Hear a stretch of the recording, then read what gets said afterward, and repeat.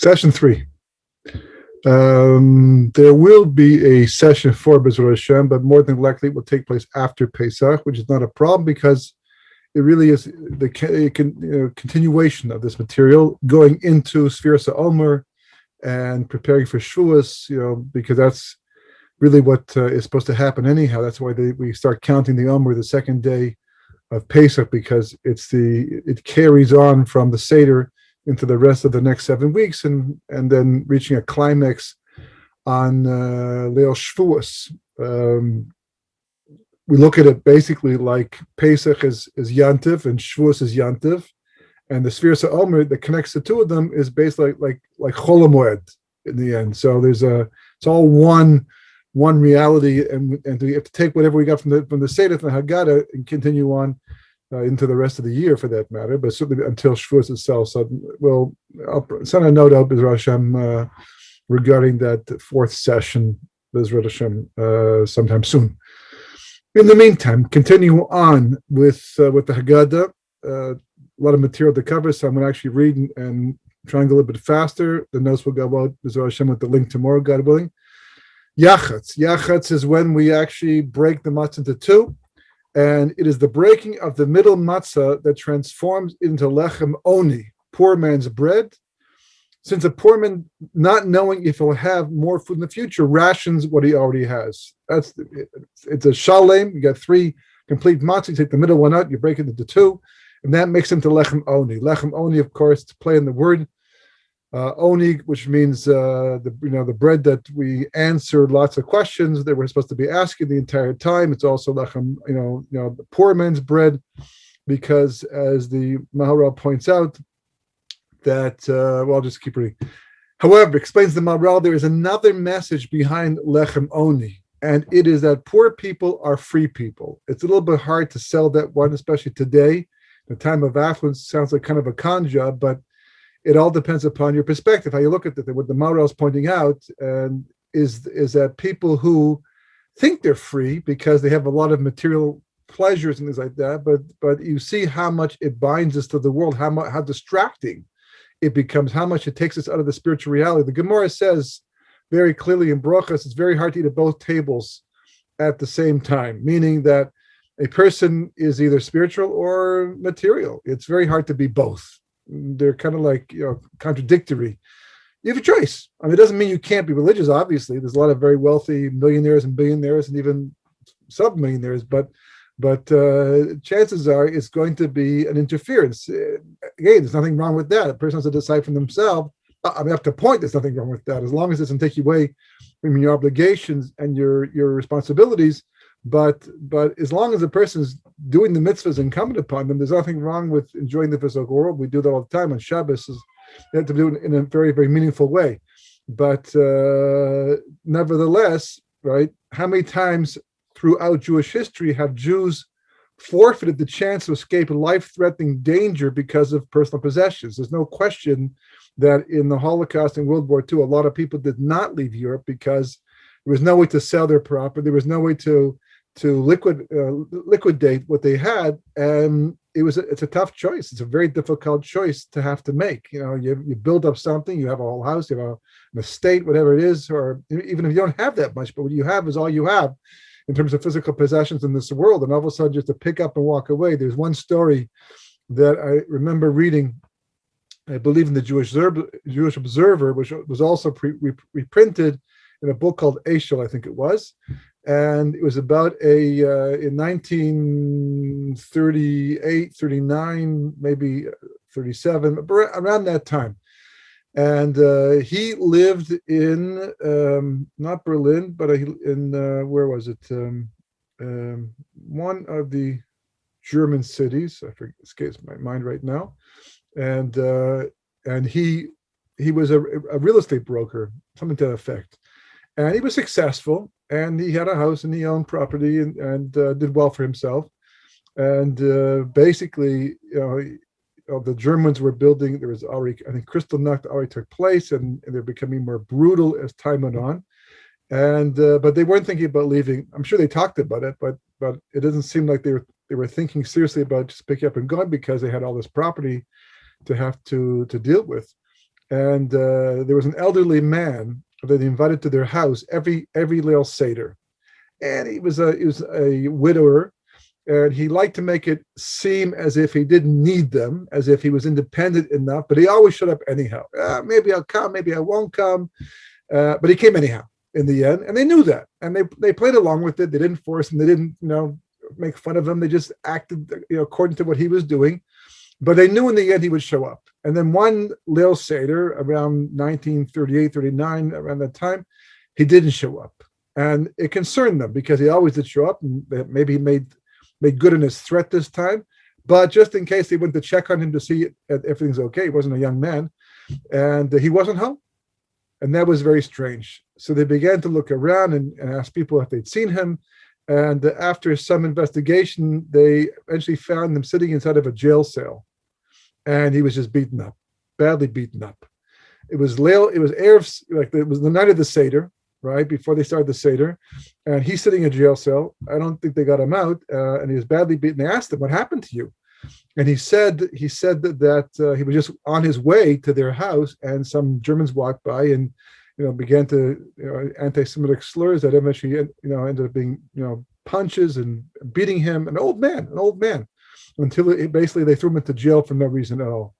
And the man and his wife returned home that night to make the Seder, and they spoke to each other, and they said, if this is what's happening now to a man who's so old and so frail and clearly not a threat, imagine what they're going to do to people like you and I tomorrow.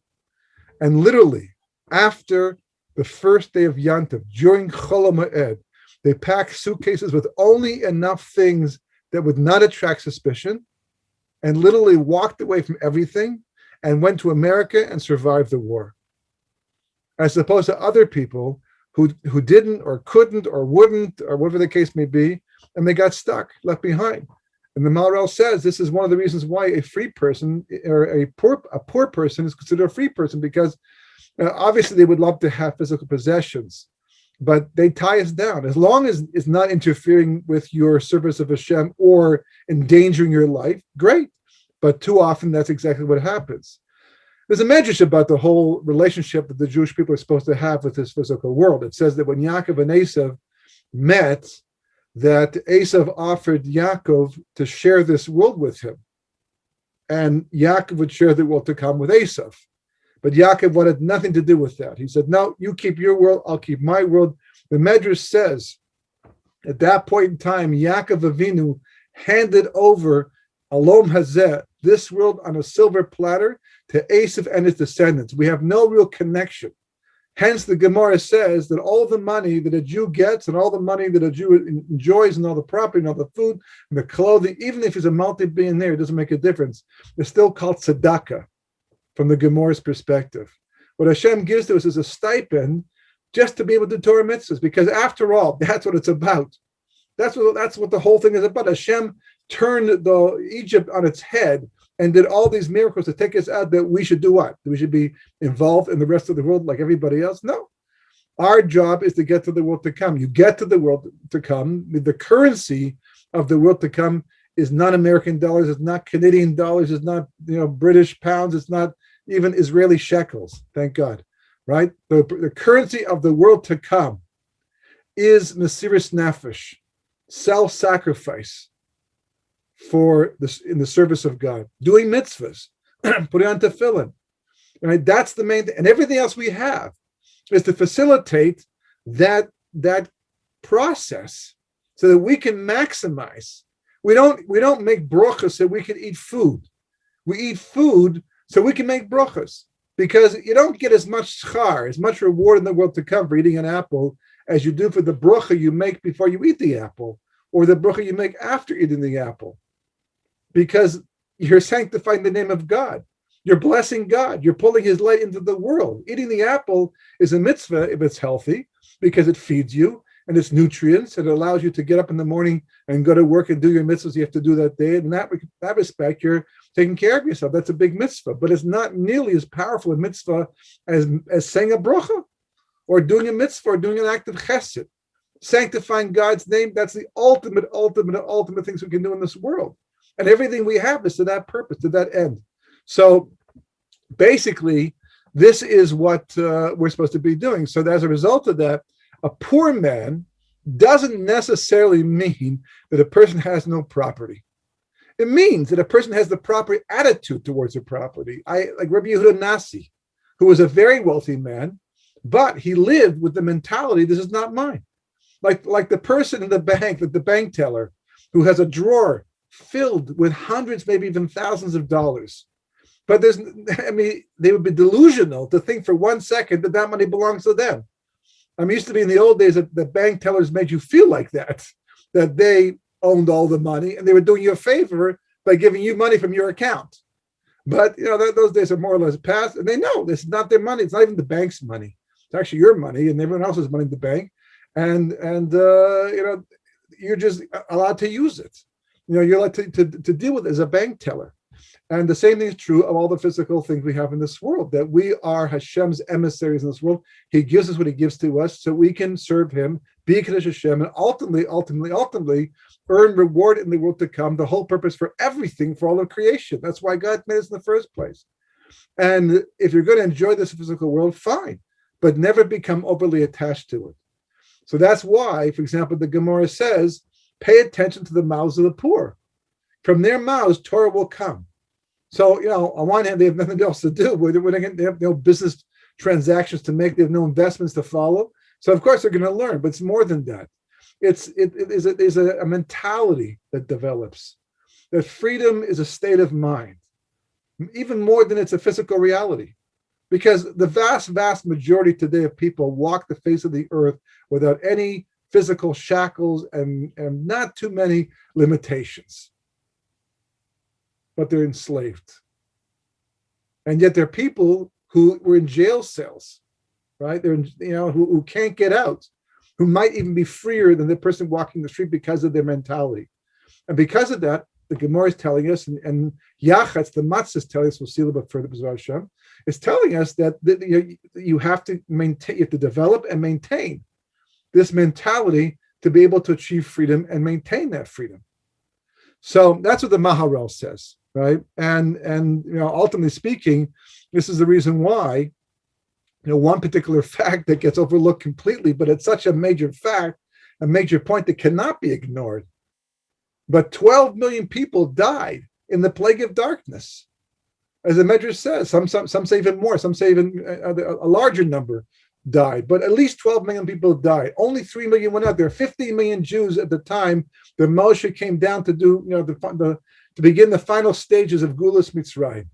15 million. And until Makas Choshek, the plague of darkness, there were 15 million Jews still. And then came Makas Choshek, and 12 million died in the course of 3 days.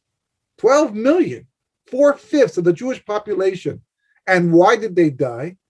Because they were attached to Egypt. They were attached to materialism. They didn't want to go there to Israel. They didn't want to change their way of thinking, their lifestyle. Yeah, they were enslaved to Egypt. You'd think they would hate the whole thing because they were once, but they liked the Egyptian lifestyle. It's just that the Egyptians wouldn't let them live it. They wouldn't. But now that the Egyptians are gone, and we built the place anyhow, our blood, sweat, and tears went to build this place. So now that the Egyptians are gone, so we'll be able to take over and enjoy all this. Forget about Israel. So God said nothing doing.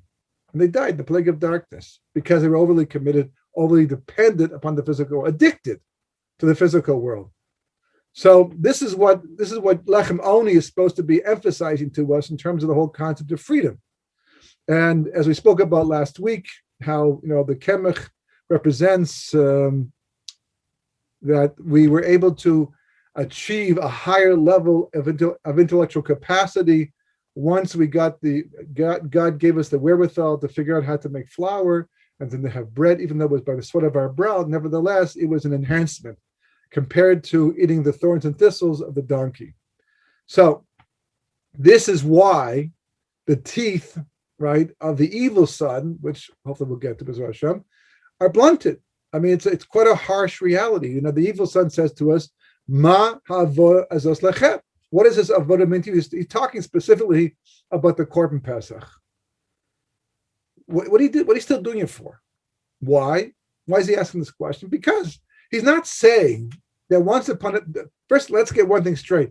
He is at the Seder table. There's a lot of kids who go off the derech and don't want to do Torah mitzvahs, and they do not show up at the Seder necessarily. They're someplace else altogether. He is at the Seder table, at least that's where he is. But they call him a Rasha anyhow. Why they call him a Rasha? Because he asked the question, Ma ha'avodas azos lechem. What does this avodah mean to you? Why is he asking this question? Because he's saying that the whole reason why we had to do Korban Pesach back in the beginning, right? Back when back in Egypt, when we were still enslaved to the Egyptians, was because the lamb was an Egyptian god. And we were involved also in Avodah Zarah, in serving their gods too. So in order to make the break from the Egyptian mentality and the Egyptian lifestyle, we had to take the symbol of that divine reality that was false, that Avodah Zarah, and shecht it and slaughter it. It was both physical and symbolic, meaning we're making a clean break. I mean, Shabbos Hagadol, which is technically next Shabbos, not this one coming up, even though the drush is usually the Shabbos in advance because of the fact that Shabbos Hagadol is Erev Shabbos. You can't do anything for Pesach at that point in time. That Shabbos Hagadol is because of the fact that we took 4 days in advance of Pesach, and that year the Shabbos was the 10th of Nisan, and 4 days in advance of having to slaughter the Korban Pesach, we paraded through the streets with this Egyptian god, and we weren't attacked. No one suffered any consequences because of the fact that we had put ourselves at risk. God did a fantastic miracle. It's called Shabbos Hagadol. Then we had to do it. That's when it made sense. That's when we had to make the break to decide who's with God, who's not with God. But today, nobody worships a land. Even the Egyptians don't worship that type of avodah zarah anymore. So what difference does it make? Why keep bringing it? It's not that he says, I don't mind a good steak. I don't mind barbecued meat. No problem. I'm okay with that. But don't tell me there's a mitzvah. There's something symbolic in all of this. So we blunt his teeth. Why? Because, right? Teeth are the first stage in the process of refining food. If you recall that last week we mentioned in the name of the Meiri, who was explaining the Mishnah, Ein Kemech, Ein Torah, there's no flour, there's no Torah. That normally Ein Kemech, Ein Torah means if you don't have flour, you can't eat, you can't learn because you die of starvation. At least you get distracted by your hunger. It's very hard to focus, very hard to concentrate. But the Meiri says, no, it means more than that. It means that if Adam Arishan had not cried and complained to God that I'm going to eat the same food as my animal, and God said, okay, I'm going to change the decree, therefore you'll have bread, but by the sort of your bread, that capacity, the Meiri explains, was this capacity to produce flour, but flour represents this idea of intellectually taking something that's all grouped together and just a mass. It's not really edible, intellectually edible at that point in time, and you have to break it down. So your teeth are the first line of defense, so to speak, or a line of attack, on the food. You start to chew it, and your teeth break it down, so that your digestive system can have an easier time of it, breaking the food down even further into the components that are good and the components that have to be rejected in the end. So you break his teeth because you're basically saying to him, you're not thinking. You're not working this through. You're basically saying that you're smarter than God, you understand more than the Torah, that there's a lot of people out there who are brilliant, who still do this and understand it's important. And besides, anyhow, who says we understand all the reasons for the mitzvah?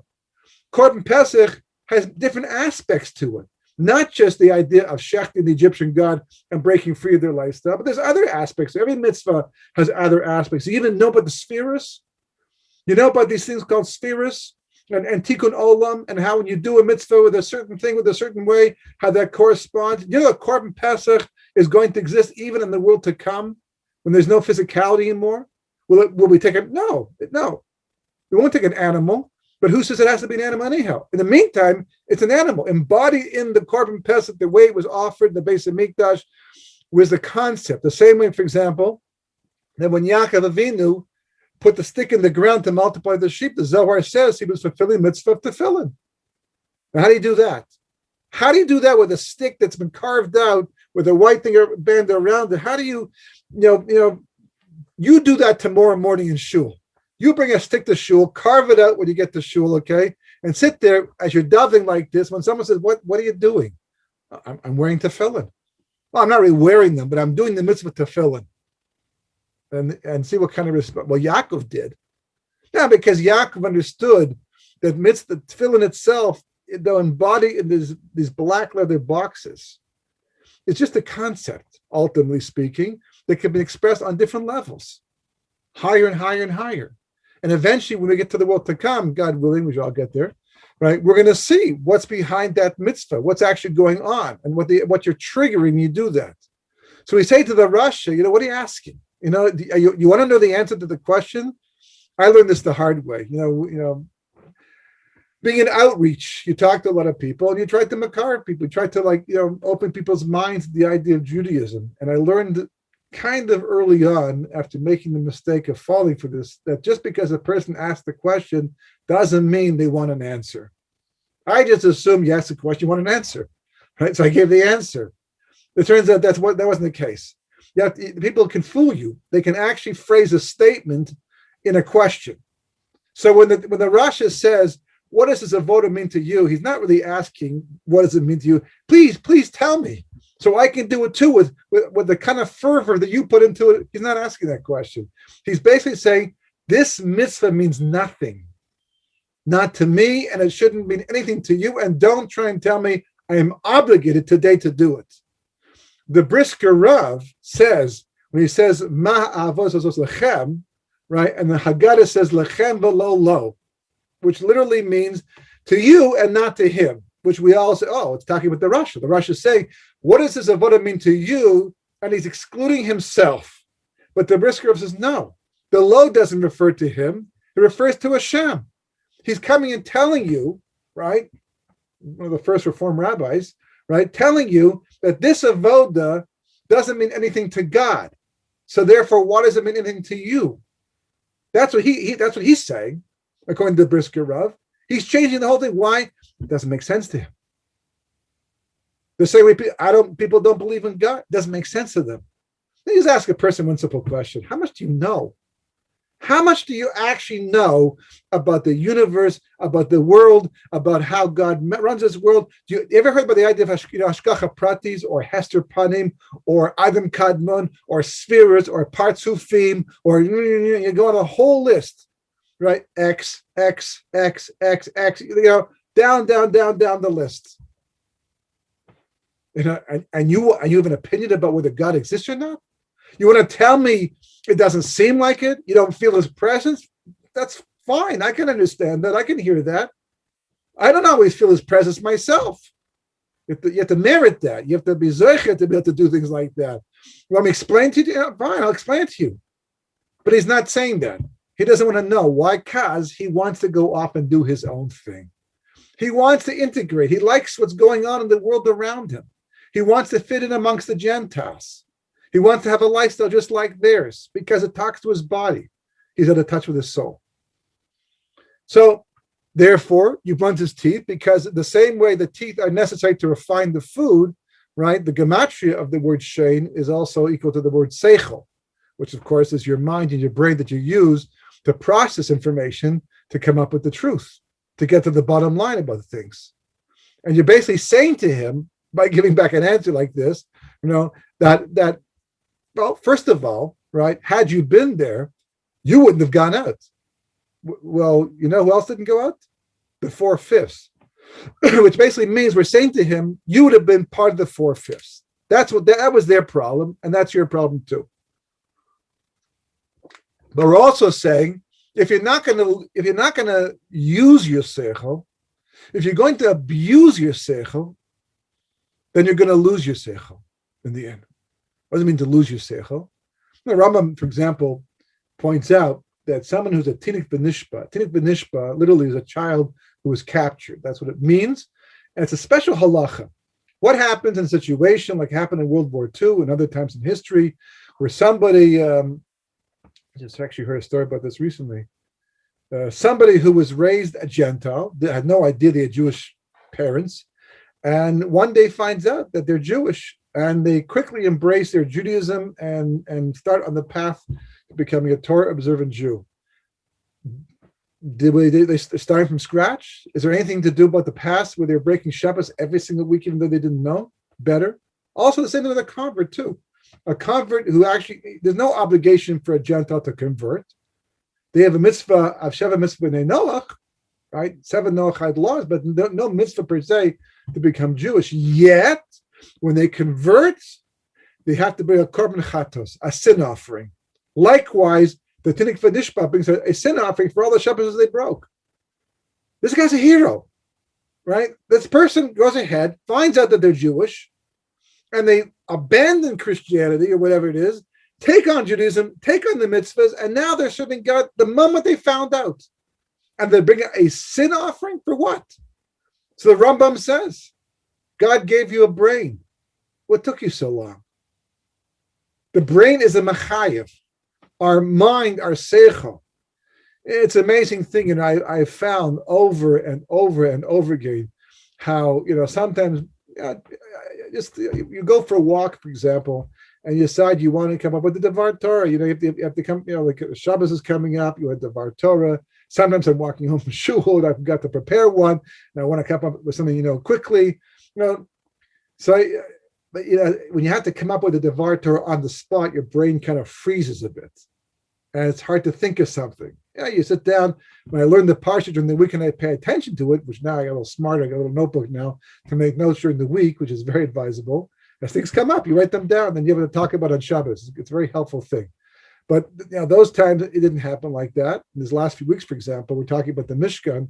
There's a lot of technical details. A lot of the drama is not, going on. It's a little harder to come up with certain particular points. But I have found over and over and over again that if I simply start with a simple statement that I know, just a simple statement, like Moshe told the Jewish people to build the Mishkan. Okay, nothing complicated about that, nothing brilliant about that, right? But somehow, by the time I finish that sentence, something else pops into my mind, and I go to the next sentence. And 10 minutes later, I've thought about something I never thought about before. You feel the real help, Siyata Shmaya, the heavenly help, and you have a whole Devar Torah and an insight that you never had. But you don't start off with the insight. You don't start off that way. It comes to you as you go on, but you just have to start somewhere. And that's what it says, by the way, in the Mishnah, right? It's not for you to complete the job. It's not for you to abandon the job, right? You start, you open, actually the actual lush of the Medrash is that you open a pinhole and God will drive a wagon through it. We have to start somewhere. And that's the message we give to the Rasha. That's what the kemach, that's what the matzah represents. That's what the lechem oni, your answer is the bread of answering, because it's the bread that prompts the questions. The matzah tells us you have to think. You have to think and keep thinking and keep thinking, because if you're not going to think, then what do you expect? It's like the guy who goes to Shemayim, and says, God, I only have one complaint. I never won the lottery. And God says, yeah, but you also never bought a ticket. What are you expecting from me? You're not going to buy a ticket. And the winner of this year's lottery who didn't buy a ticket is so-and-so. Well, we all buy a ticket. How does it work? You got to buy a ticket. You got to think. You have to start to initiate the process of intellectual thinking, and then God will step in and help you and give you all kinds of insights and take you way beyond what you thought was possible. That's all in the matzah. So, but probing and investigating isn't enough. The Greeks also probed, right? They also investigated. They're the first scientists, I don't know the first, but it's only one of the earliest scientists, right? So what is the essential difference between the Torah's idea of searching for truth and the Greek way?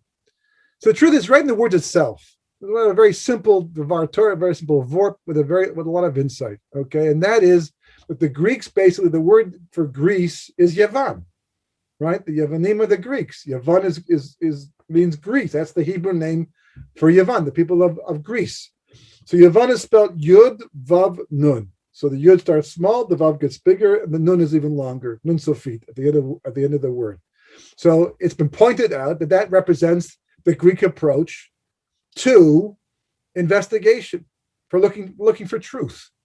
They start off with something, It's a little bit, a little investigation. If they can solve the problem, good, it's over, it's finished, move on to the next problem.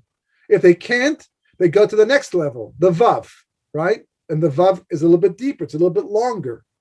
And if still they have not resolved the issue, then they go even deeper. The Nun Safit is long, so it represents this increasing the process of investigation. What happens, though, if after going that final distance, they've gone as far as they can, and they can't go any further? Then what do? Well, interesting enough, there's actually a quote here. It's a book in the 1970s, a book I really enjoyed reading at the time. It's kind of a classic called The Road Less Traveled. Not sure who has read that book before in the past, but I just happened to be reading because it was recommended to me back at the time. And in that book, I found a very important paragraph that actually it was so important because as I was writing a book of my own at that time, it was perfect for the introduction to my book called The Big Picture. And I've used this on several occasions. And this is what it says, the following thing. Among the causes of this, what he calls scientific tunnel vision. Tunnel vision is when you only see this, you can't see beyond, right? It's a tunnel. It's like, the sides are all blocked up. I would like to discuss two that result from the nature of scientific tradition. The first of these is the issue of methodology. In its laudable insistence upon experience, accurate observation, and verifiability, science has placed great emphasis upon measurement. To measure something is to experience it in a certain dimension, a dimension in which we can make observations of great accuracy, which are repeatable by others.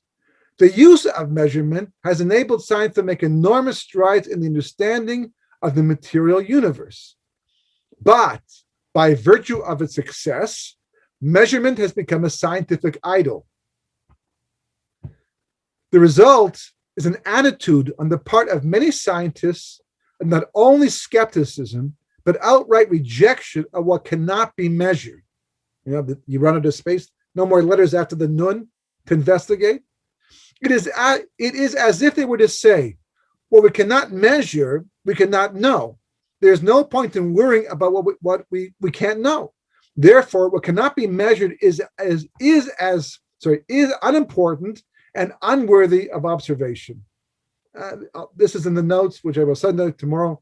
As Hashem, you'll have the quote anyhow for yourselves. But the point he is making basically is that you have to understand there's something beyond your own parameters of understanding. There's something beyond your brain, beyond your knowledge base. Where do we come off believing and thinking that just because we can't understand something, it's not to be understood? It doesn't exist. On the contrary, there's this whole other category of knowledge called belief and called faith that is just as valid, if not more valid, depending upon what it is and what you're believing in. So that's what the word Yonah teaches us. The Yonah is a dove. Like Yonah sent the dove out of the ark, right? So Yonah, the Gemara says, every nation is represented by a particular animal. The Persians were represented by a bear, right? The Romans, I think, were an eagle or something like that. Anyway, but different animals had different characteristics, and therefore nations were closely associated with those characteristics, and therefore there was a connection between the two. The Jewish people are compared to a Yonah. The Yonah is a dove. Why? Because a Yonah is monogamous. It doesn't have any other relationship, but it's one spouse. Once the spouse of a Yonah dies, they don't remate with anybody else after that. So that represents the relationship of the Jewish people with Hashem. Now, interesting enough, significantly enough, is the word Yonah is the word Yavan, right? Yud Vav Nun. It's right in there. Not the long nun because it's inside the word. But Yud Vav Nun is the first part of the word Yonah. What's different? There's a hey at the end of the word. That's everything. That hey, that one little hey, which corresponds to the sphere of Malchus, we use it to represent a Kodesh Baruch Hu himself, right? The hey is the distinguishing. In other words, we have a lot of similarities with the Greek people, unquestionably. That's why the Talmud, for example, says that you cannot write a Sefer Torah and you can't transliterate. You can't transliterate a Torah in any language and use it to read from in public and fulfill your obligation of having heard the Torah read, for example, on Shabbos morning, except for the Greek language. It's the only one. We learn it from a verse that says that Yafes will dwell in the tents of Shem, back in Parashat Noach. And the Gemara says, what's it talking about? It's talking about the language of the Greeks. But, I mean, that's a remarkable halacha. You can't, if you were to transliterate a Sefer Torah into English, right? All the Hebrew words transliterated into English, you could not use that Sefer Torah in a Beit Knesset on Shabbos to fulfill the obligation of reading from the Sefer Torah and hearing it as a tzibur, as a congregation. But the Greek language you can. There's a connection between the Greeks and the Jews, without question. And yet we're worlds apart. Why? Because of the Hey. The Hey corresponds to Kodesh Baruch Hu. And it says the following thing. Yud, investigate. Vav, investigate further. Nun, if you still haven't got your answer, and there's still what to look at, go a little further. Take the time, make the effort. But if after all of your investigations, you're still left with a paradox or seemingly a contradiction, and that contradiction will interfere with your belief in a Kodesh Baruch Hu and your service of Him, drop it. You go with Hashem instead. You go back to the Hey. That's the difference between the Jewish people and the rest of the world. That's what makes us an Or L'Goyim and them the Choshech. The Medrash compares the Greeks to Choshech. Doesn't say they're not brilliant. Doesn't say they're not great scientists. But at the end of the day, if their science and their brilliance, like today, for example, one of the number one hooks that people hang their atheist and agnostic hats on is science. It's probably all true, all the science, but the conclusions that this therefore proves that God doesn't. No, you just don't understand how it works together with God. And if you would believe and understand, have faith, you see how that works, and that's the Hey of Yonah, and that's what the Rasha is missing, that the Chacham has. It changes everything. So, not so the Chacham. The animal that represents the Jewish people is Yonah. We spoke about that, right? So he has that combination of the Yavan with the Hey with the Yonah. Hence, it is not only flour that this time that represents the distinction between Adam and the donkey, as we spoke about last week, right? We said that the same way that flour was used to distinguish Adam Harishon from the donkey. Well, I and my donkey from the same truck. Okay, you can have flour, right? Go ahead. 5 roses flour, whatever you want. You can have flour now and make bread, right? By the sweat of your brow. That's what it says.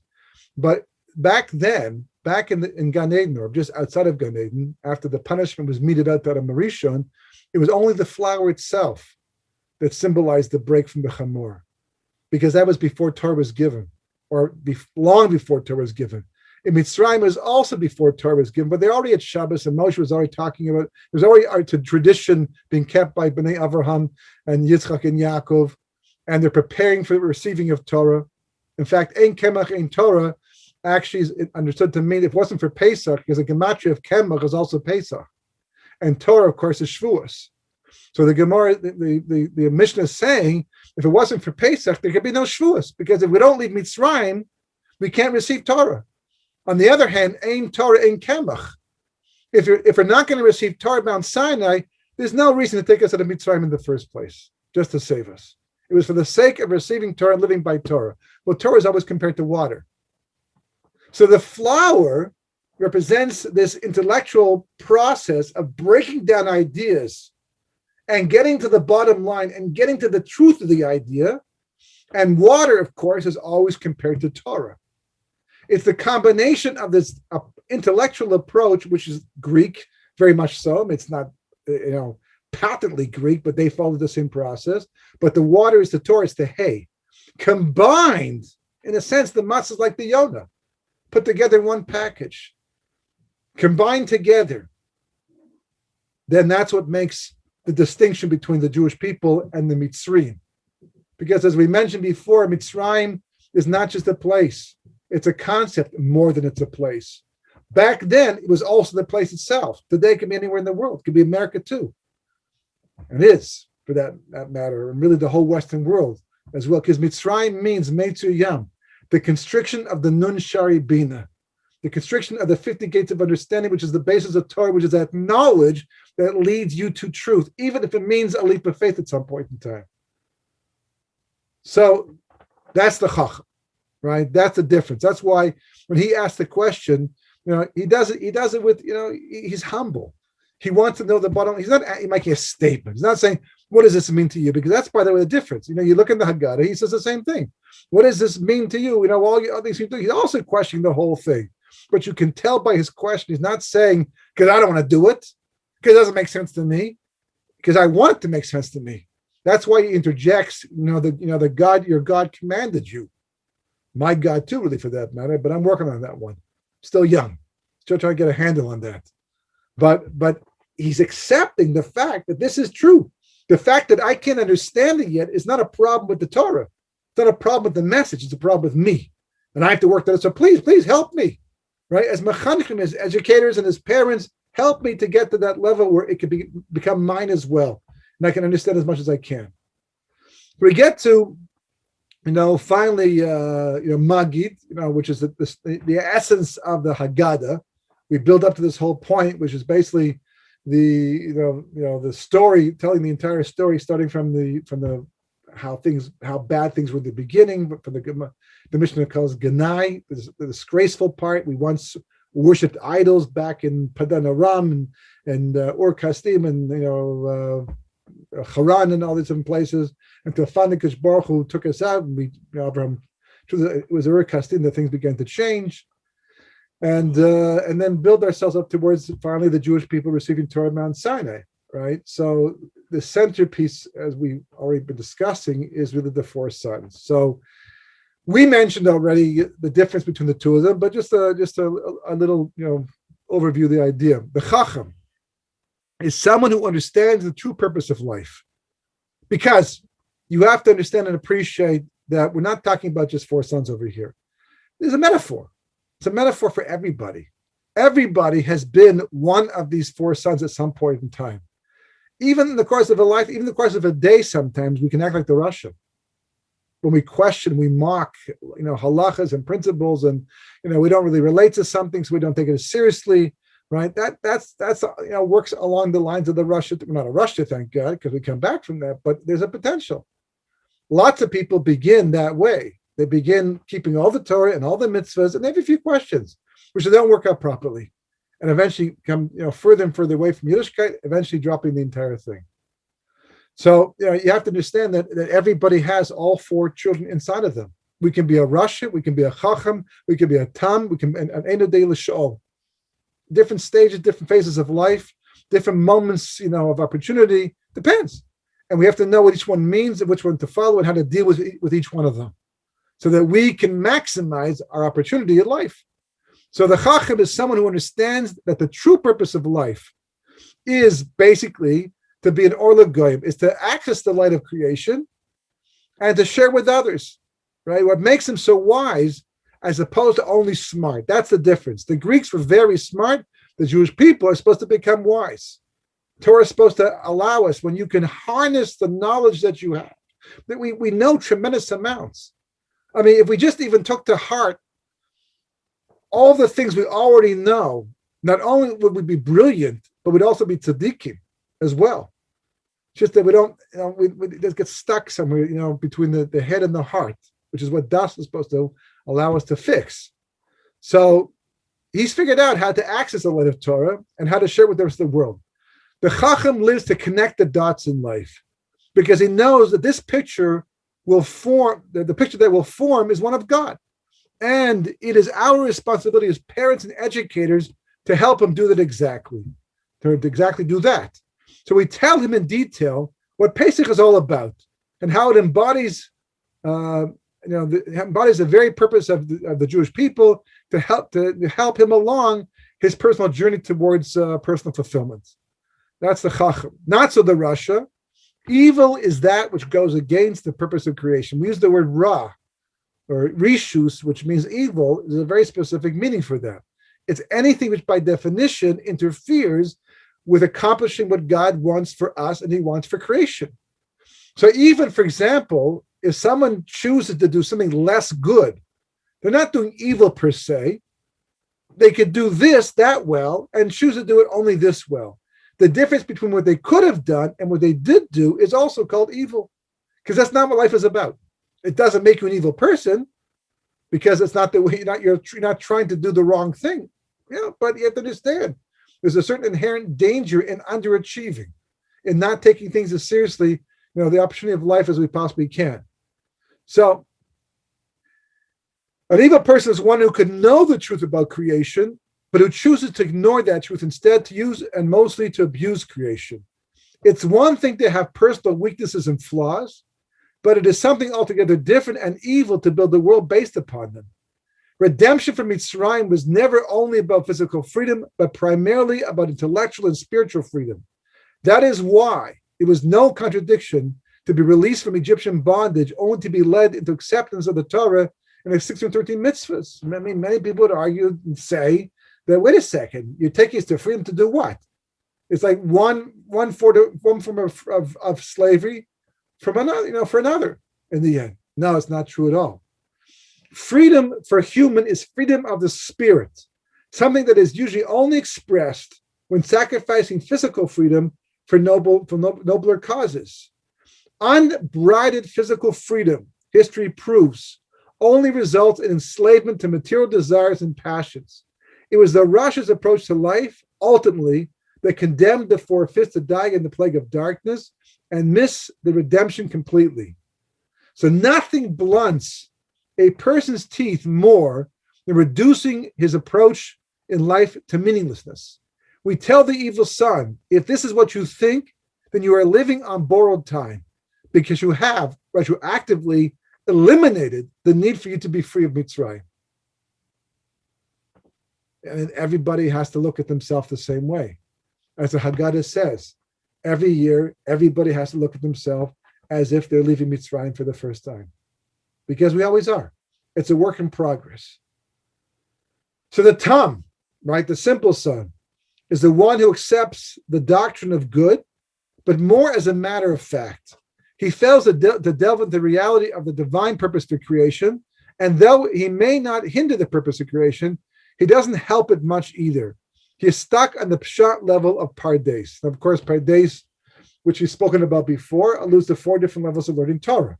Pshat, Remez, Drush, and Sod. The simple explanation, which could correspond to simply reading the verse the way it is. In the beginning, God made the heaven and the earth. Well, that's what it says, right? Right there. That's the verse. Nothing complicated or complex about that, except for one problem. If you really wanted to say, in the beginning, God made the heaven and the earth, you would say, Berishona. That's in the beginning of something. Brother Kimas Shemayim V'Sa'aretz. That's what Rashi says. Rashi brings it right down in the first verse. Long Rashi explaining all of these things. And Rashi says that's a hint. It's not a mistake. It's not a textual error. It's not, the editor didn't miss that one. God's the editor, the writer, editor, publisher, you name it. That's God. Okay? He knew exactly what he was doing. He put Bereshis in there purposely. Why? Because he wanted to hint to you, which is Remez, the next level, that there's something else going on. There's another message to be learned from this verse at the very beginning. So the word Bereshis, Rashi explains and brings proofs to make his point, is actually the word, 2 words, Bereshis, which translates as for the sake of Reshis, which means for the sake of the first. God made the heavens and the earth. What, the first of the month? Firstborn shout? What's the first referring to? So Rashi shows in the verses, the Jewish people are called the first, and so is Torah. So the actual verse hints to this idea that God made heaven and earth for the sake of the Jewish people and for the sake of Torah. Really the same thing. There's not just for any Jew, but for the Jew who's going to makabel Torah, receive Torah, and live by it, and sanctify the name of God, do mitzvahs, and earn reward in the world to come. That's the level of Remez. You have to know that. You have to see that. You have to pay attention. How many times When a person read that verse and read the word Bereshis, Bereshis, Bereshis over and over again and never pick up, we have to know grammar for things like that. I mean, I'm okay with Bereshis. Sounds good to me, but it's not. So that's a hint. That's the next level. Then we have what's called drush. The drosh, which means to investigate, literally means to investigate. Midrash is because it's a result of an investigation. You look at the Midrash, the whole story learned up from a verse. Look in the Talmud, how many halachas are learned from drush. And you look at, what? From that word, I mean, that verse tells you that whole halacha. That's incredible. And the little crown, right? As the Gemara says, Moshe Rabbeinu was told by God that the whole reason for the crowns on top of the letters, because one day Rabbi Akiva is going to come along at a time the Torah is going to be battered through the ages, and they forgot halachas. He's going to use these little crowns to darshan out, to elucidate all kinds of laws. Wow, that's pretty amazing. A lot of people are skeptical about things like that. How's that possible? Well, that's the result of investigation, which, by the way, for the most part, is tradition. It has to be handed down from generation to generation. And then on top of that, you get what's called siyata d'shmaya. You get a lot of heavenly help. Because you're looking for the truth, God will help you find it. He'll make the connections. You'll understand it. And he'll give you direction. The last level, of course, is the level of sod. Samech, sod, that's Kabbalah, mysticism. And most people think that mysticism is just something, it's an optional thing. You don't need to have it. You don't have to be a mystic to be a good Jew. And you're right, 100%. But you want to be a great Jew, right? You really want to understand. And I say great Jew, I don't mean that guys are going to say, well, he might say you're a better person than the next person. That's for him to say. But I mean that your sense of greatness, your sense of connection to Kodesh Baruch Hu. You learn Kabbalah, you understand it, you get the big picture of the big picture, and you get context, and you get direction, and it gives you the capacity to be able to rise above everyday life. Most people live within the everyday reality, the everyday mundane reality, like everybody else in the world. We just do mitzvahs, but the makubal, it's timeless. You're outside of it. Yeah, you can die just like everybody else. You need to eat just like everybody else, 100%. But this mentality and this sensation, the atmosphere, it's a whole different reality. And it's really God you're feeling. It's a connection to God on such a phenomenal level. Moshe talked to God face to face, so to speak, Kaviyachol. Avram too, to some degree. What does it mean? It means that you feel it. Someone asked me the other day, talking about kavana, and there's talking about prayer and kavana, and he says, what else is there? There's kavana samili. You look at the words, you understand the words, and you understand what they mean, and you have kavana. I know that this means that God will redeem the Jewish people. I'm thinking about that. But what's kavanas halev? Kavanas halev is basically you get to a point where literally you sit there as if you're sitting across the desk from God. He's given you his full attention. You've given him his full attention, and there's nothing else in the world but you and him right now, talking to each other. And it's affecting you because it's real to you. It's a whole different level of reality that most people don't even know about because they've almost never experienced it. That's why it says that when Mashiach comes and God finally reveals himself, you have to understand what that means. The Jewish people died at Mount Sinai. They literally dropped dead, even though they were just hearing and watching, and yet, boom, they dropped dead twice when they heard God speak. Because it's such a phenomenally awesome experience that your emotions can't even control, can't deal with it. And the shock alone, says the Medrash, will kill a lot of people. God will probably bring back to life again also.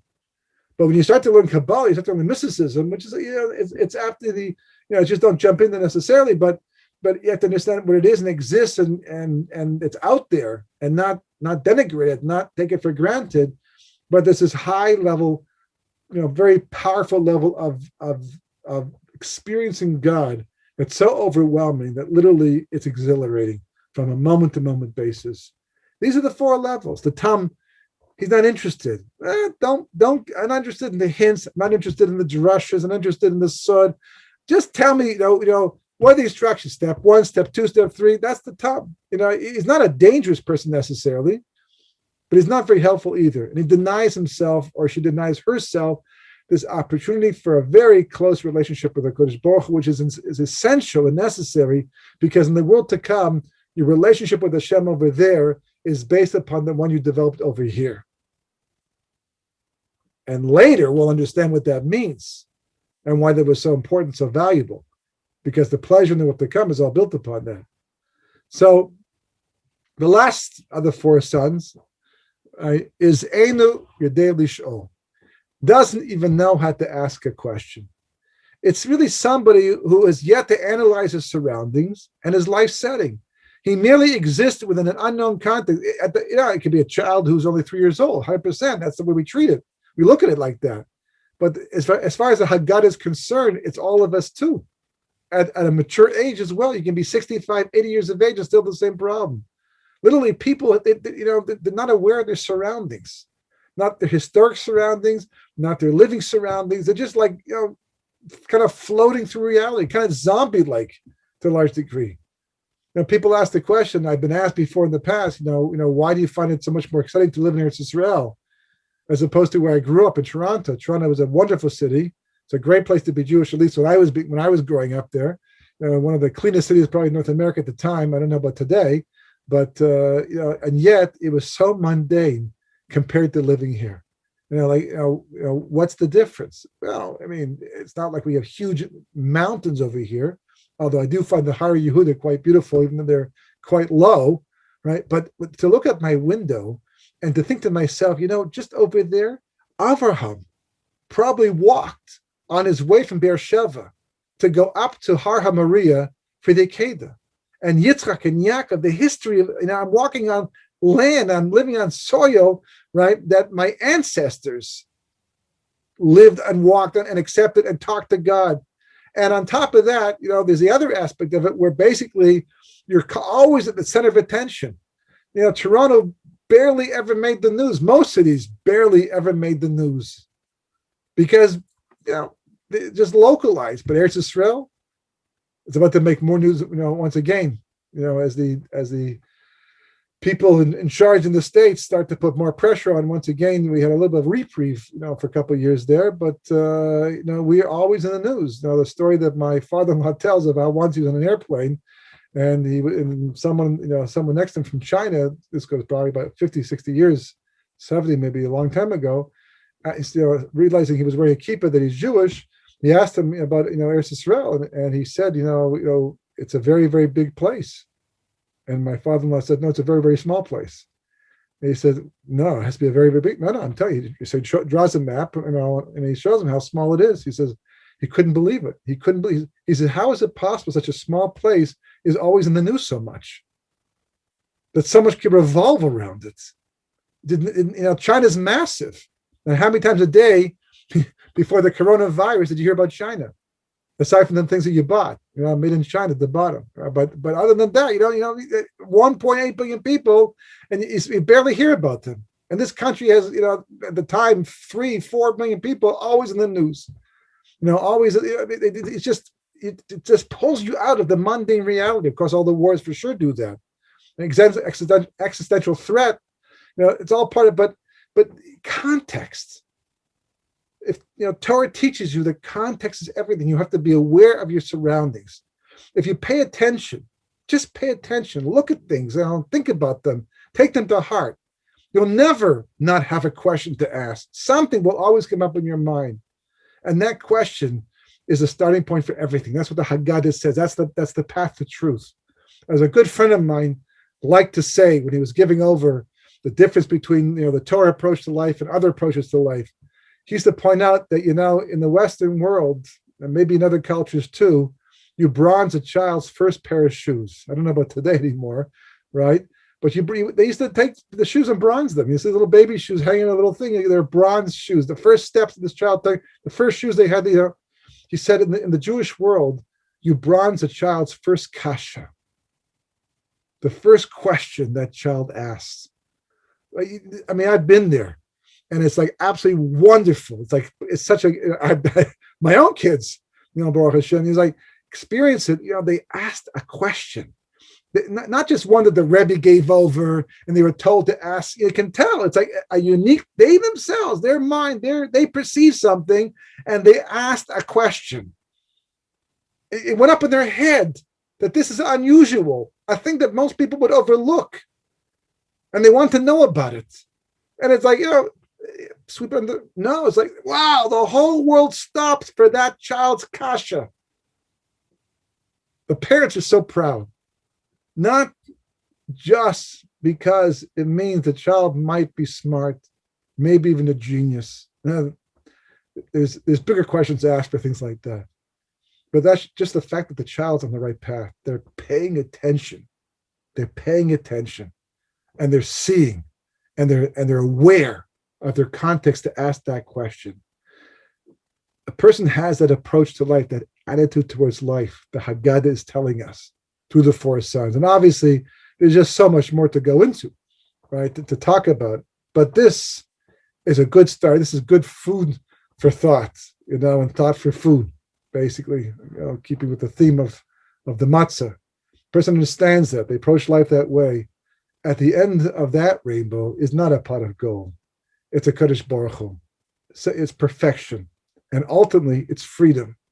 Chaval. Zman Cherusenu. How many Pesachs have come and gone over the course of thousands of years, and yet Jews, in spite of their physical freedom, never were able to achieve that spiritual freedom that the Haggadah promises.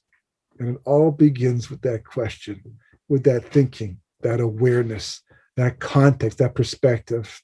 Just stop, look and think and feel and sense it. And then everything flows from there. So, we had some cleaning to do, and there's a lot to think about where we're doing that. It's all part of the process too. Getting rid of the chumetz, because the chumetz really is the exact opposite theme in the end. The gaiva, the ego, and things like that block this process, to make us think we're always smart enough, we don't need to do it, where you can just continue on with the process. But we began, and B'ezras Hashem, we should be zeicher to be able to achieve that cherus.